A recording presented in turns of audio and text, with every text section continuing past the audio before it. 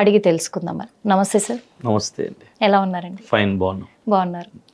అంటే కొన్ని విషయాలు ప్రవీణ్ గారి మరణం తర్వాత చాలా అంటే చాలా గందరగోళం ఏర్పడిందనే చెప్పొచ్చు. వాస్తవంగా చెప్పాలంటే అది క్రైస్తవుల్లో కావచ్చు, హిందువుల్లో కావచ్చు. ముఖ్యంగా ముస్లింలు ఒక రోజు 2 రోజులు మాట్లాడి సైలెంట్ అయిపోయారు. కానీ ఈ 2 హిందూ క్రైస్తవుల మధ్యలో ఒక వార్ జరుగుతుంది. నిజంగా ఈ వార్ జరుగుతున్న ఈ తరుణంలోనే గట్టిగా గొంతు రేస్ చేసి, అంటే ముందడుగేశారు అనుకోవచ్చు, తను అంటే ఒక ధైర్యం చేశారు అనుకోవచ్చు, ఎలాగనుకోవచ్చు మరి. అంటే నానా రకాల వ్యాఖ్యలు వినిపిస్తూ ఉన్నాయి పాస్టర్ అజయ్ గారి విషయంలో. మరి ఆయన మీద కేసు ఫైల్ అయింది. ముఖ్యంగా ఈ విషయం నేను అడిగితే సార్ మీకు కోపం కూడా రావచ్చు, కానీ నేను అడిగేస్తాను, మీరు ఏమనుకున్నా సరే. ఎందుకంటే ఈ మాట అనడానికి కూడా కారణం ఉంది. ఇప్పుడు ప్రవీణ్ పగడాల గారి మరణము సంభవించిన తర్వాత ఆయన ఆత్మకు కూడా శాంతి చేకూరకుండా వీళ్ళు ఇలా ఏంటి, అసలు వీళ్ళ రచ్చ ఏంటి, ఆయన మరణాన్ని కూడా అవమానిస్తున్నారు అని వ్యాఖ్యలు వినబడుతున్నాయి. అంటే క్రైస్తవులే ఇలా చేస్తున్నారు అని మాట వినబడుతుంది. దీనికి మీరేమంటారు? ఇది కరెక్ట్ కాదండి. ఎందుకంటే ప్రవీణ్ పగడాల గారు అంటే మాకు చాలా గౌరవం, అభిమానం, ప్రేమ. ఆయన అంటే మాకు చాలా ఇష్టం. అయితే ఆయన మరణాన్ని కూడా అవమానిస్తున్నారు అన్నది వాస్తవమే. అది ఎటు సైడ్ నుంచి అంటే క్రైస్తవుల పక్షం నుంచి ఎవరు కూడా ప్రవీణ్ పగడాల గారి యొక్క మరణాన్ని అవమానించలేదు. ఎందుకు అవమానించలేదంటే ఆయన అవమానించే వాళ్ళైతే వేలాది మందిగా తరలి వచ్చి రాజమండ్రి గవర్నమెంట్ హాస్పిటల్కి రావాల్సిన అవసరం లేదు. అవమానించలేదు క్రైస్తవులు, అభిమానిస్తారు ఆయన్ని. అయితే ఆయన మరణాన్ని అవమానిస్తుంది ఎవరంటే హైందవులకు సంబంధించిన కొంతమంది వ్యక్తులు. హమారా ప్రసాద్, కరుణాకర్ సుగుణ, రాధా మనోహర్ దాస్, పార్వతి, లలిత్, వీళ్ళు ఆయన మరణాన్ని అవమానపరుస్తున్నారు.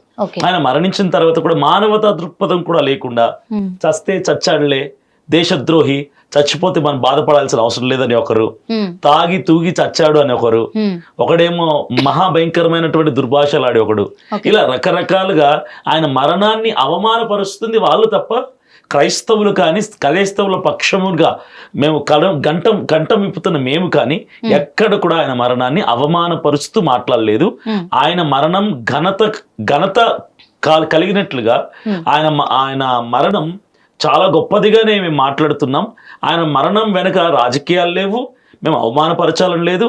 ఆయన మరణాన్ని చాలా మంది అవమానపరుస్తున్నారు తప్ప మేము అభిమానిస్తున్నామే కానీ అవమానించే వాళ్ళు మేము కాదు. అంటే ఈ మాట కూడా ఎందుకు అడగాల్సి వచ్చిందంటే సార్, ఒక పక్క వాళ్ళ కుటుంబీకులు, ఆ కుటుంబీకులు కూడా ఏం మాట్లాడట్లేదు, ఇంతటితో వదిలేయండి అంటున్నారు. ఇంకో పక్క ప్రవీణ్ గారి మరణం అనేది సంభవించిన తర్వాత 2 తెలుగు రాష్ట్రాలు స్పందించారు, ప్రజలంతా కూడా స్పందించారు. ఒక మంచి పాస్టర్ తను, ఒక గొప్పగా ఉన్న వ్యక్తి తను చనిపోవడం అనేది అందరికీ బాధాకరం అని కూడా అన్నారు. దాని వెనకాల తర్వాత క్రైస్తవులే ఇది మరణం అంటే ప్రమాదకరంగా జరిగిన మరణం కాదు, ఇది హత్య అని లేవనెత్తారు. అంటే కొన్ని ప్రూఫ్స్ అంటే ఆధారాలు అక్కడ ఉన్నాయి కాబట్టి మేము చెప్పాము అని చెప్పారు. దాన్ని బేస్ చేసుకొని పోలీసులు సీసీ ఫుటేజ్ బయట పెట్టడం కూడా జరిగింది చాలా వరకు. దాన్ని కూడా డూప్ అన్నారు వాస్తవంగా చెప్పాలంటే. కానీ డూప్ అన్నారు, ఇక్కడ అవమానించారు అంటే కుటుంబ సభ్యులు ఒకవేళ అది డూప్ అయితే, పోలీసులు బయట పెట్టింది డూప్ అయితే, నిజంగా హత్య జరిగినుంటే ఒక భార్యగా కావచ్చు, ఒక కూతురుగా కావచ్చు, తన తోడబుట్టిన వాళ్ళు కావచ్చు, ఎవరైనా సరే ఎంతైనా స్పందించకుండా ఉండరు కదా సార్. కానీ ఇక్కడ ఒక పాయింట్ ఏంటంటే ఆ కుటుంబం సైడ్ నుంచి ఒక వాయిస్ వినిపించింది. అది ఎవరి వాయిస్ అంటే ప్రవీణ్ పగడాల గారి యొక్క వైఫ్ జెసికా గారి వాయిస్ వినిపించింది. ఆయన ఫ్యూనరల్ అంటే బరియల్ రోజే ఆవిడ మీడియా ముఖంగా మాట్లాడుతూ ఆవిడ ఏమన్నారు, మనము గ్రడ్జ్ పెట్టుకోవద్దు, పగ పెట్టుకోవద్దు, క్షమించేద్దాం అన్న మాట ఆవిడ రిలీజ్ చేశారు. అంటే ఆవిడ కోణంలో కూడా దీని వెనక ఎవరో కుట్రకారులు ఉన్నారు, శత్రుముఖ ఉంది, ఒకవేళ చేస్తే చేయనివ్వండి, మనమైతే క్షమించేద్దాం అని ఆవిడ చేతులకు అడిగేసుకున్నారు. ఆవిడ క్షమించేశారు. ఆవిడ కుటుంబం సైడ్ నుంచి క్షమించేసాం మేము అన్నారు కాబట్టి ఇక ఆ ఫుటేజెస్ లో ఉన్నది ప్రవీణ్ గారు కాకపోయినా, ప్రవీణ్ గారి స్థానంలో ఇంకొకరిని పెట్టినా, అక్కడ ఏదైనా వెనక ఎవరో ఉండి స్క్రీన్ ప్లే కథనం అంతా డైరెక్షన్ నడిపించినా సరే వాళ్ళ సైడ్ నుంచి మేము క్షమించేసాం అన్నారు కాబట్టి ఇక ఏ ఫుటేజ్ రిలీజ్ చేసినా వాళ్ళు రెస్పాండ్ అవ్వదలుచుకోలేదు. అందుకు వాళ్ళు రెస్పాండ్ అవ్వలేదు. కానీ అక్కడ ప్రవీణ్ పగడాల గారిని ఒప్పుకున్నట్టు కాదు అది. అయితే ఇక్కడ ఒకటి సార్, మీరు ఆధారాలు అక్కడున్న అక్కడ తను ఎక్కడైతే తన మృతదేహం ఉందో అక్కడున్న ఆధారాలను బట్టి ఇది కంపల్సరీ హత్య అన్నారు. ఎందుకంటే 2 కర్రల మీద ఉన్న బ్లడ్ కావచ్చు, చాలా ఉన్నాయి. ఎగ్జాంపుల్ గా చెప్తున్నాను నేను. అవి పట్టి మీరు ఇది ఖచ్చితంగా హత్య అంటున్నారు. కానీ ఇంత ఫుటేజ్ రిలీజ్ చేసిన తర్వాత మాత్రం ఇది డూపు అని ఎలా అనగలుగుతున్నారు? ఎందుకంటే ఫస్ట్ మా దగ్గర మాకు కొన్ని ప్రశ్నలు ఉన్నాయి. ఆయన ఎక్కడైతే మరణించాడో, ఎక్కడైతే యాక్సిడెంట్ అయిందని చెప్పారో అక్కడ మాకు కొన్ని ప్రశ్నలు ఉన్నాయి. ఇనిషియల్ గా ఫస్ట్ కొన్ని బేసికల్ క్వశ్చన్స్ ఉన్నాయి. ఫస్ట్ క్వశ్చన్ ఏంటంటే, ఆయన మాస్క్ పెట్టుకొని ట్రావెల్ చేశాడు, ఆయన ఎక్కడ మాస్క్ తెలియదు, అందరికి తెలిసిన విషయం. ఒకవేళ ఆ ఫుటేజ్ అని నిజం అనుకుంటే, ఆయన చనిపోయినప్పుడు కూడా బలమైన గాయం తగిలింది ఎక్కడంటే నోటికి, నోరు లిప్స్ కట్ అయిపోయి బలమైన గాయం తగిలింది. అప్పుడు మాస్క్ వేసుకుంటే మాస్క్ లోపలికి వెళ్ళిపోవటమో, చిరిగిపోవటమో, రక్తంలో తడిచి ముద్దయిపోవడం జరగాలి. కానీ మరణించిన దగ్గర మృతదేహం పక్కన ఆయన పెట్టుకున్న మాస్క్ నీట్గా ఫోల్డ్ చేసి, దానికి హ్యాండిల్స్ కూడా ఉన్నాయి, ఇయర్ హ్యాండిల్స్ కూడా ఉన్నాయి, నీట్గా ఫోల్డ్ చేసి దాని మీద స్పెట్స్ పెట్టి పెట్టారు. ఎలా పక్కకు వచ్చింది మాస్క్? మొదటి ప్రశ్న.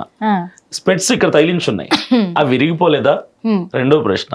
ఇవి చాలా ప్రశ్నలు ఉన్నాయి మాకు, చాలా ఉన్నాయి చెప్పారు కూడా. ఇక్కడ ప్రశ్నలకి సమాధానాలు లేవు. ఇనిషియల్ గా మాకు వచ్చిన డౌట్స్ కి ఆన్సర్స్ లేవు. ఇంకొక డౌట్ ఏంటంటే, మేజర్ డౌట్ ఇది, ఒక వ్యక్తి మరణిస్తే అది యాక్సిడెంట్ అవ్వచ్చు, మర్డర్ అవ్వచ్చు, సస్పిషియస్ డెత్ అవ్వచ్చు, అనుమానాస్పద మృతి అయినా. ఒక వ్యక్తి మరణించాడంటే ఇమీడియట్ గా పోలీస్ డిపార్ట్మెంట్ చేయాల్సింది ఏంటంటే, ఆ వ్యక్తి ఉన్న స్థలాన్ని రెస్ట్రిక్ట్ చేయటం, ఆ ప్రమిసెస్ ని రెస్ట్రిక్ట్ చేయటం, ఆ ప్రాంతాన్ని. ఎందుకంటే అక్కడ ఫింగర్ ప్రింట్స్ ఉంటాయి, ఫుట్ ప్రింట్స్ ఉంటాయి, అని ఏవో వస్తువులు ఉంటాయి. ఎవరన్నా వెనక ఉంటే ఒకవేళ వాటిని పట్టుకోవడానికి ఆధారాల కోసం వెళ్తారు. కానీ ప్రవీణ్ పగడాల గారి మరణం తర్వాత పోలీస్ వాళ్ళు వచ్చారు, మృతదేహాన్ని తీసుకుని తరలించారు, పోస్ట్ మార్టం కి తీసుకెళ్లారు. 40 గంటల వరకు ఆ ప్రెమిసెస్ ని వాళ్ళు ప్రొటెక్ట్ చేయలేదు. ఈ రోజు రాత్రి 12:30కు చనిపోతే, 24వ తారీఖు రాత్రి 12:30కు చనిపోతే 25వ తారీఖు అంతా వదిలేశారు. 26వ తారీఖు ఉదయం 11 గంటలకు వెళ్ళి అప్పుడు కడుతున్నారు. ఎందుకు? ఇక అన్ని ఆధారాలు పోయి ఉంటాయి కదా, ఏ ప్రింట్స్ ఉండవు కదా, అక్కడ ఏ ప్రూఫ్స్ ఉండవు కదా, ఏ ఎవిడెన్స్ దొరకవు కదా. అక్కడికి చిన్నపిల్లలు వెళ్ళారు, వీడియోలు తీయడానికి వెళ్ళారు, జర్నలిస్టులు వెళ్ళారు, అందరూ వెళ్ళారు, వచ్చారు. వీళ్ళు మాత్రం ఆ బాడీ మృతదేహాన్ని అక్కడి నుంచి తరలించాక 2వ రోజు వెళ్ళి అప్పుడు రెస్ట్రిక్ట్ చేశారు. ఎందుకు ఆ నిర్లక్ష్యం వహించారు? అయితే ఇక్కడ ఒక పాయింట్ సార్, వాస్తవంగా చెప్పాలంటే, ముందే నిజంగా తనని చంపారు అంటే హత్యకు గురి చేయబడ్డాడు తను అనుకుంటే రిస్ట్రిక్షన్స్ పాటించే వాళ్ళేమో.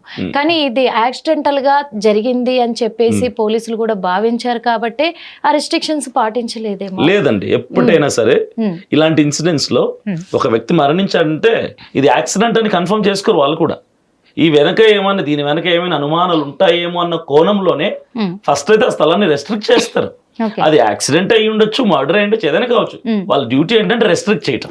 ఇప్పుడు ఇంకొకటి, వాళ్ళు అనుమానాస్పద మరణం అన్న తర్వాతే రెస్ట్రిక్షన్స్ వాళ్ళు ఫాలో అయ్యారు, అంతకు ముందు ఫాలో అవ్వాలి.